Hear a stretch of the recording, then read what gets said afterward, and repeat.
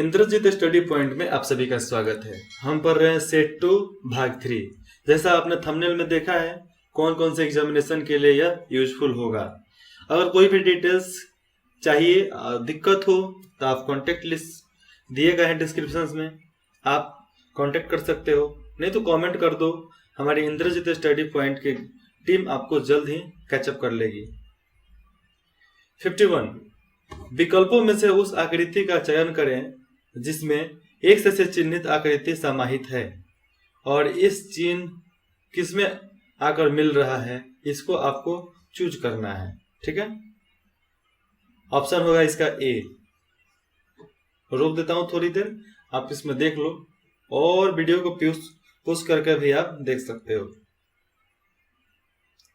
52 उस विकल्प का चयन करें जो दी गई आकृति के दर्पण छवि से तब पूरी तरह मिलता जुलता है जब दर्पण को दाईं ओर रखा जाता है। और दर्पण को दाईं ओर रखा जाएगा तो ये कौन से छवि में आएगा, तो इसका ऑप्शन है ए। मैंने टिक लगा कर रखा है, ऑप्शन होगा ए। ठीक है, अगर आपको ये पीडीएफ चाहिए तो भी आप कॉन्टेक्ट लिस्ट डिस्क्रिप्शन में से लो, मेल भी ले सकते हो, किसी पर कमेंट करो, मैसेज करो, आपको डिटेल्स भेज दिया जाएगा।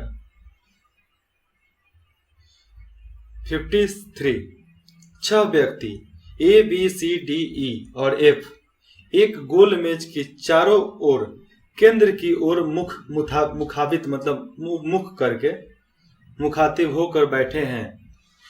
बी और डी के दाईं ओर बैठा है, बी डी के दाईं ओर बैठा है, ई सी के दाईं ओर बैठा है, ए एफ की ओर मुखातिब होकर बैठा है सामने सामने। जो सी की बाईं ओर बैठा है, ए की बाईं ओर कौन बैठा है?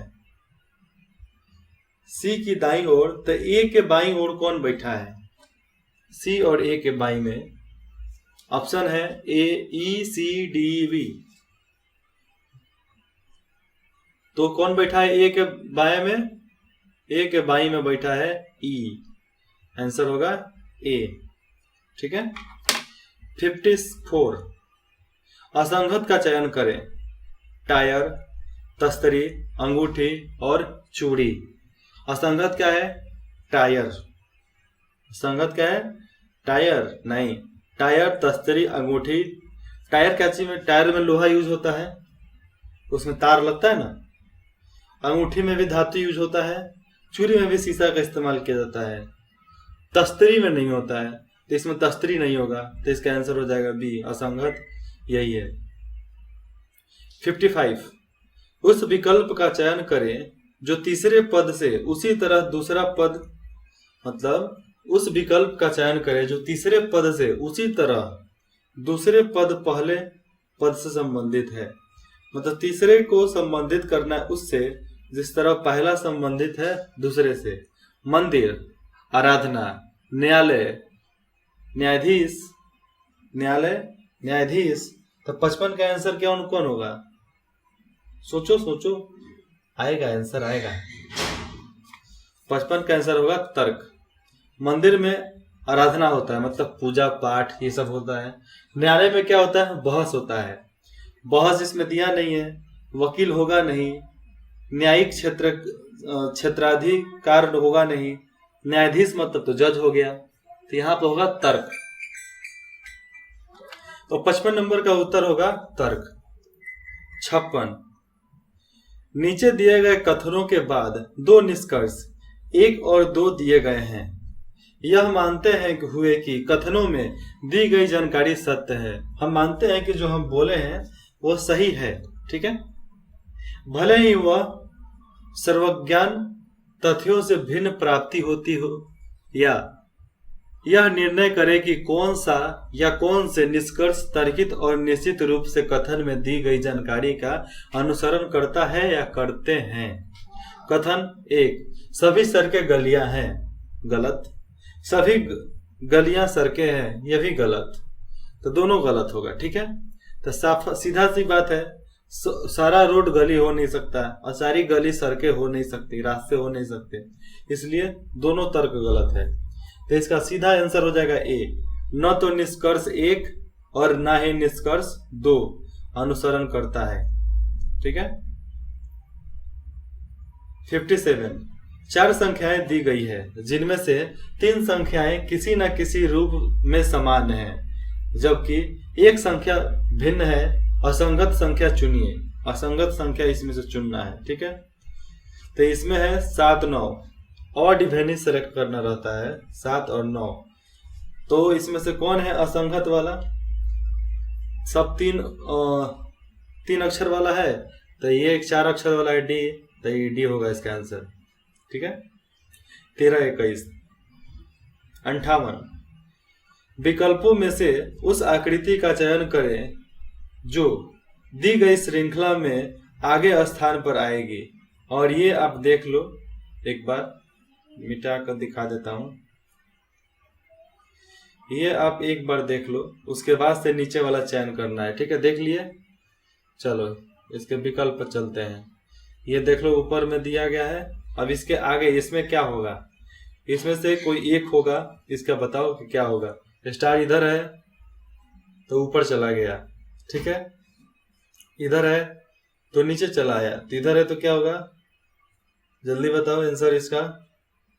अरे बाबा, ये होगा डी होगा आंसर इसका। सीधा गया उल्टा आया, तो अब इधर जाएगा ना एगो, तो इधर का आंसर इधर आ गया। ये स्टार्ट भी इधर होगा, डी। 59 एक कतार में पश्चिम की ओर मुंह करके 7 लड़कियां बैठी है। कीम सीमा के बाएं ओर बैठी है तथा सोनी पिंकू और रिया के बीच में बैठी है।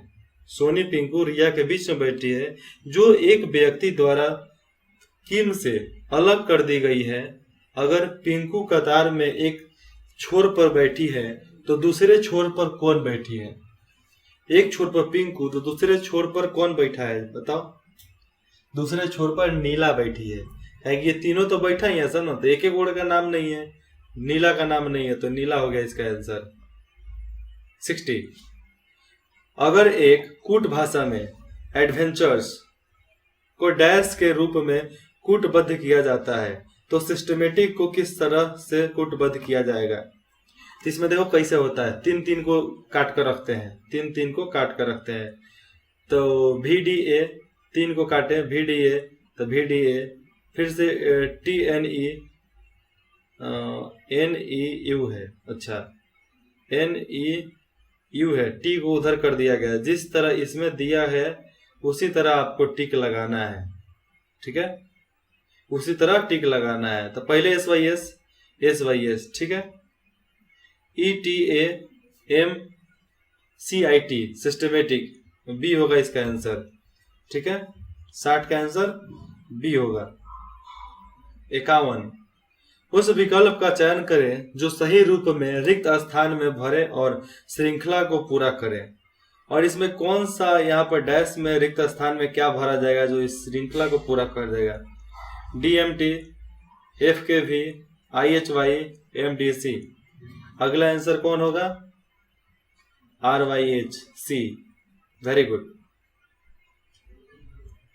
62 कार्यसूची एजेंडा सभा मतलब मीटिंग से उसी तरह संबंधित है जिस तरह प्रोग्राम डैश से संबंधित है।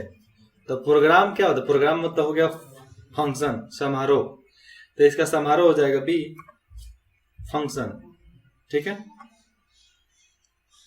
उसके बाद देखते हैं 63 निम्नलिखित में से कौन सा बेन रेखा चित्र दिए गए वर्ग के बीच के संबंध को स्थापित करता है? इसमें से कौन सा चित्र है जो सारे चित्रों के रेखा का मध्य बताता है, मध्य को दर्शाता है, मतलब एक दूसरे के संबंध को दर्शाता है? उत्तर होगा ए। उत्तर कौन सा होगा? ए, क्योंकि गोला गोला सामने सामने और ये गोला के बीच है गोला। ठीक है। 64 निम्नलिखित सेट की संख्याएं एक खास प्रकार से आपस में संबंधित है। जिस तरह दूसरा पद पहले से संबंधित है जैसे में 128 8 32, तो इसका आंसर कितना होगा 64 का? 64 4 16, 16 चौका 64, 32 8 120 हुआ, तो 16 चौका 64 हो गया। आंसर हो गया डी। ठीक है। 65, उस विकल्प का चयन करें जो सही रूप में रिक्त स्थान को भरे और श्रृंखला को पूरा करे। 5 डैश 10 19 35 60, तो यहाँ पर क्या होगा? 6 9 7 8 में से कौन सा होगा? एक बताओ, एक ही लगेगा ना, तो यहाँ पर होगा 6 लगेगा। यहाँ पे क्या होगा? 6। कैसे? आप पूरा करके कमेंट में बताओ। 66, लेकिन यहाँ पर 6 नहीं लगने वाला है, ए इसका आंसर नहीं होगा। 65 का ए आंसर नहीं होगा। इसका आंसर कौन होगा? देखो यहाँ 5 है, इधर 10 है, तो इधर क्या दिया गया? 10 और 35 के बीच में 19 है, मतलब इससे 9वां नंबर, और उधर से ले लो तो आप 11 को छोटा है। कितना है? 11 नहीं, 15 1 16 को छोटा है। ठीक है, तो इसको जोड़ोगे तो 15 1 16 होता है, 15 1 16 होता है, तो इसके बीच में आने वाला 6। अरे कंफ्यूज मत हो कोई यार, 6 ही आंसर होगा इसका। आंसर होगा ए। इसी तरह एग्जामिनेशन में कंफ्यूज कर दिया जाता है स्टूडेंट को कि हाँ आप क्या सुनोगे क्या नहीं सुनोगे, उस पर आधारित होगा।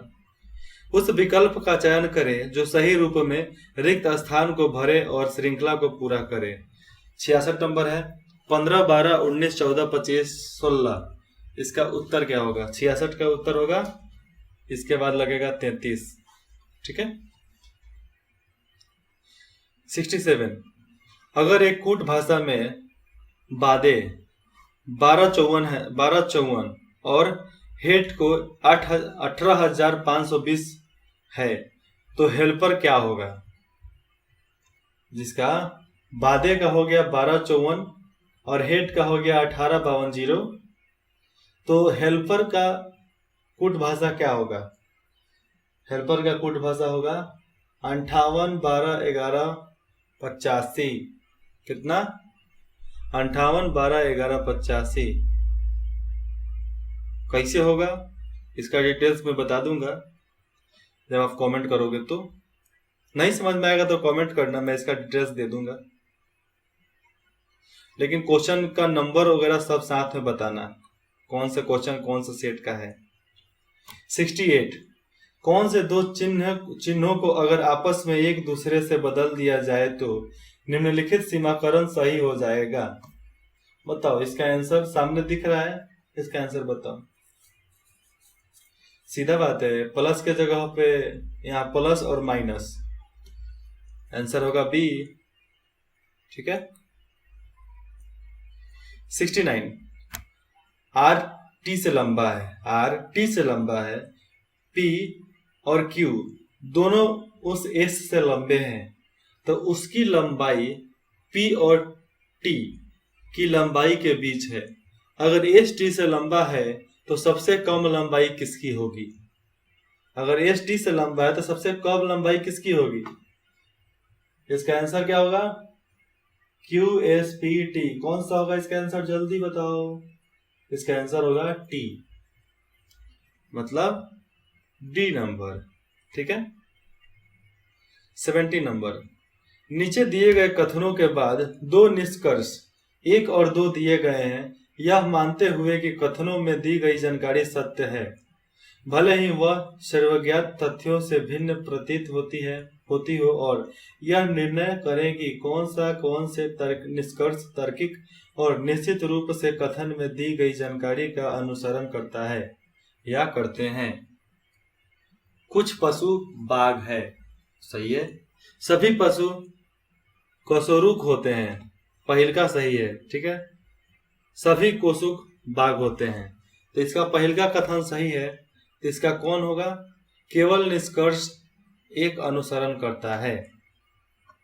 सही में 70 का आंसर डी होगा। अरे बाबा, वो नहीं होगा।